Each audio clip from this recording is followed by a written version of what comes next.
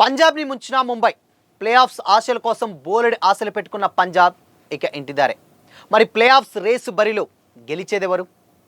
RCB, GT, SRH, RR ఈ 4 జట్లలో కప్పు కొట్టేదెవరు? Have a look.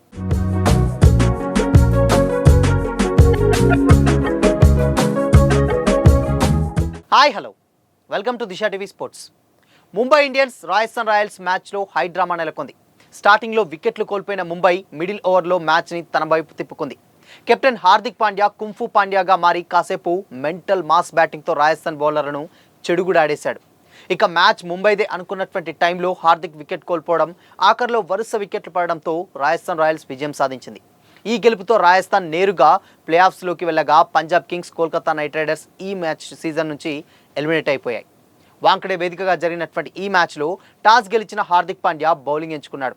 Rajasthan Royals ఓపెనర్లు ఆరంభంలోనే అవుట్ కావడం, మిడిల్ ఆర్డర్ విఫలం కావడంతో కనీసం 200 కూడా చేయలేరేమో అనిపించింది ఒక స్టేజ్లో.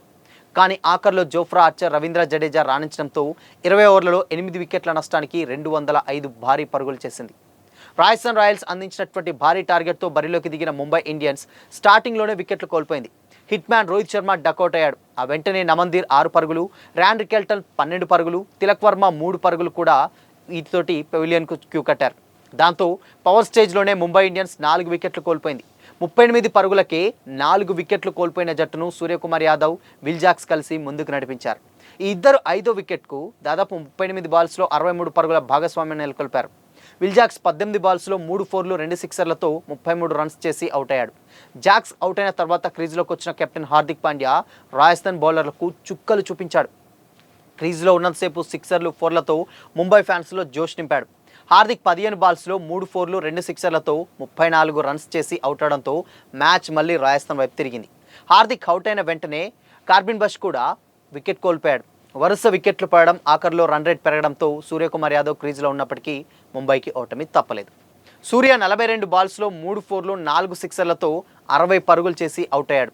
దాంతో ముంబై ఇండియన్స్ 206 పరుగుల టార్గెట్ ముందు 175కే పరిమితం అయిపోయింది. రాజస్థాన్ రాయల్స్ 16 పాయింట్లతో ప్లే ఆఫ్స్లోకి అడుగుపెట్టగా ముంబై ఇండియన్స్ ఈ సీజన్లో 10వ ఓటమిని అందుకుంది. అయితే ఈ మ్యాచ్ ఫలితంగా Punjab Kings, Kolkata Knight riders season నుంచి ఎలిమినేట్ అయిపోయాయి. ప్లే ఆఫ్స్పై పంజాబ్ కింగ్స్ పెట్టుకున్నటువంటి ఆశలను అరియాసలయ్యాయి. లక్నో సూపర్ జైంట్స్తో జరిగినటువంటి ఆఖరి మ్యాచ్లో వీరోచితంగా ఆడి గెలిచిన పంజాబ్ కింగ్స్ ప్లే ఆఫ్స్పై ఎన్నో ఆశలను పెట్టుకుంది. రాజస్థాన్ రాయల్స్ను ముంబై ఇండియన్స్ ఓడిస్తుందని, తాము ప్లే ఆఫ్స్కు వెళ్తామంటూ పంజాబ్ ప్లేయర్స్ కలలు కన్నారు. హోమ్ గ్రౌండ్ వాంకడేలో 206 టార్గెట్ను ఛేదించలేక ముంబై ఇండియన్స్ ఓటమి పాలైంది. దాంతో పంజాబ్ కలలుగానే మిగిలిపోయాయి. ఇక వాంకడే వేదికగా జరిగినటువంటి ఈ మ్యాచ్లో ముంబై ఇండియన్స్ గెలుపు అంచుల వరకు వెళ్ళి ఓటమి పాలైందనే చెప్పొచ్చు. చేతిలోని మ్యాచ్ని చేతులారా చేజార్చుకుంది ముంబై. 14వ ఓవర్లో ముంబై ఇండియన్స్ 139కి 5 వికెట్లు కోల్పోయినా కానీ ఆ రన్స్ చేయడంతో రాజస్థాన్ ఓటమి ఖాయమని అందరూ అనుకున్నారు. ఆఖరి 6 ఓవర్లలో ముంబై విజయానికి కావాల్సింది కేవలం 67 పరుగులే. క్రీజ్లో హార్దిక్ పాండ్యా ఉన్నాడు. హాఫ్ సెంచరీ చేసినటువంటి సూర్యకుమార్ యాదవ్ సైతం ఇద్దరు ఉండడంతో ముంబై గెలుస్తుందనే ఫ్యాన్స్ అందరూ ఫిక్స్ అయ్యారు. కానీ ఆఖరి 6 ఓవర్లో సీన్ అంతా తారుమారైపోయింది. ముఖ్యంగా స్ట్రాటజిక్ టైమ్అవుట్ తీసుకున్నటువంటి తర్వాత 16వ ఓవర్ నుంచి మ్యాచ్ రాజస్థాన్ చేతుల్లోకి వెళ్ళిపోయింది. జోఫ్రా ఆర్చర్ వేసినటువంటి 16వ ఓవర్లో హార్దిక్ పాండ్యా వికెట్ కోల్పోవడం, ఆ వెంటనే కార్బిన్ బాష్ కూడా అవుట్ అవడంతో మ్యాచ్ మెల్లిగా ముంబైకి దూరం అయిపోతూ వచ్చింది. 18వ ఓవర్లో Suryakumar Yadav cat and bowled catch అవడంతో రాజస్థాన్ రాయల్స్ కూడా విజయం డెఫినెట్గా ఖరారైపోయింది. అయితే 20 ఓవర్లలో 9 వికెట్ల నష్టానికి 175 పరుగులు చేయడంతో రాజస్థాన్ రాయల్స్ 30 పరుగుల తేడాతో ఘన విజయం సాధించింది. రాజస్థాన్ రాయల్స్ విజయం సాధించడంతో ఏ జట్టుతో సంబంధం లేకుండా ప్లే ఆఫ్స్లోకి అర్హత సాధించింది. దాంతో ముంబైపై ఆశలు పెట్టుకున్న పంజాబ్ కింగ్స్ అండ్ కోల్కతా ఇందాక మనం మాట్లాడుకున్నట్లు ఎలిమినేట్ అయిపోయాయి. అయితే కోల్కతా నైట్ రైడర్స్, ఢిల్లీ క్యాపిటల్స్తో మ్యాచ్ జరుగుతున్నటువంటి టైంలోనే రాజస్థాన్ ప్లే ఆఫ్స్లోకి అడుగుపెట్టింది.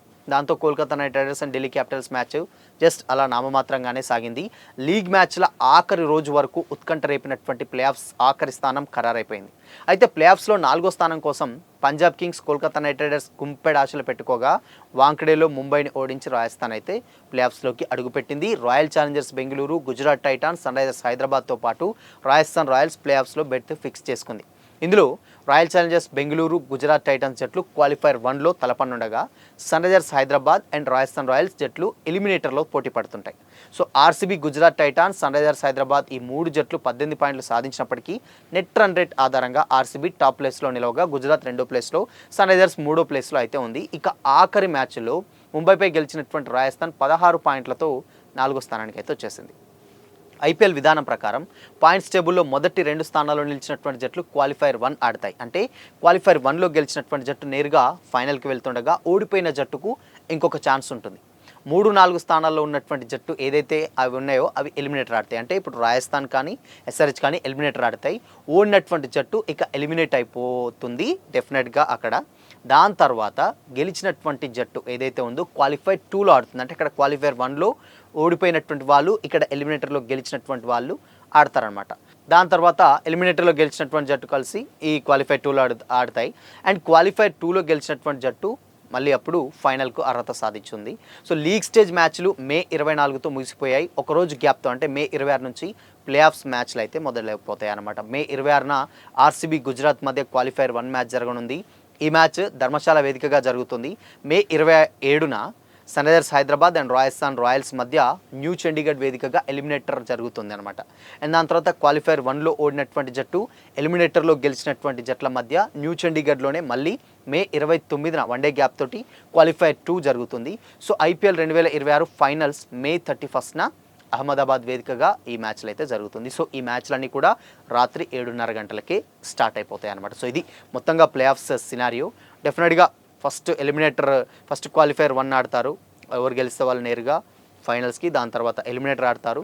సో ఆబ్వియస్గా అదేది గెలిస్తే మళ్ళీ ఓడిపోయిన దాని తర్వాత ఫైనల్స్. సో అలా గెలిచిన వాళ్ళు. సో మొత్తంగా ఈసారి మాత్రం డెఫినెట్గా ఇక్కడ ఒక చిన్న లాస్ట్ 10 ఇయర్స్లో మనం చూసుకుంటే ఒక చిన్న కామన్ పాయింట్ ఉంది. అదే 2016లో డెఫినెట్గా ఇదే ఎస్ఆర్హెచ్ క్వాలిఫైర్ 1లో కాకుండా 2లో కాకుండా ఎలిమినేటర్ ఆడి ఫస్ట్ గెలిచింది. ఎలిమినేటర్ ఆడి గెలిచి క్వాలిఫైర్ 2లో గెలిచి అండ్ ఫైనల్స్లో గెలిచి కప్ అయితే కొట్టింది. అండ్ ఇన్ఫ్యాక్ట్ ఇంకొక విషయం ఏంటంటే ఇప్పుడు ప్లే ఆఫ్స్లో ఉన్నటువంటి అన్ని టీమ్స్ ఉన్నాయి. గుజరాత్ ఉంది అండ్ సేమ్ టైం ఆర్సీబీ ఉంది, దాని తర్వాత ఎస్ఆర్హెచ్ ఉంది. ఇక్కడ కొత్తగా యాడ్ అయింది మాత్రం కోల్కతా బదులు ఇక్కడ ఆర్ఆర్ అయితే యాడ్ అయింది. సో మళ్ళీ ఈ ప్లే ఆఫ్స్ సినారియో డెఫినెట్గా 2016ని రిపీట్ చేస్తూ 2026లో ఎస్ఆర్హెచ్ కప్పు కొడుతుంది అని కూడా చాలామంది అయితే కామెంట్స్ చేస్తున్నారు. ఈవెన్ బ్యాటింగ్ లైనప్ అలానే ఉంది, బౌలింగ్ కూడా చాలా స్ట్రాంగ్ అయింది కమెంట్స్ వచ్చిన తర్వాత. సో చూడాలి మరి ఈ ప్లే ఆఫ్ సినారియో ఎలా ఉంటుంది ఏంటో తెలియాలంటే మాత్రం జస్ట్ ఇంకొద్ది రోజులు అయితే మనకు తెలిసిపోతుంది. ఒక 2-3 డేస్లలో ఒక క్లారిటీ అయితే ఆబ్వియస్గా వచ్చేస్తుంది అనమాట. సో మరి ఈసారి 2026 ఐపీఎల్ కప్పు కొట్టేది ఎవరని మీరు అనుకుంటున్నారు? మీ ఒపీనియన్ని కామెంట్ చేయండి.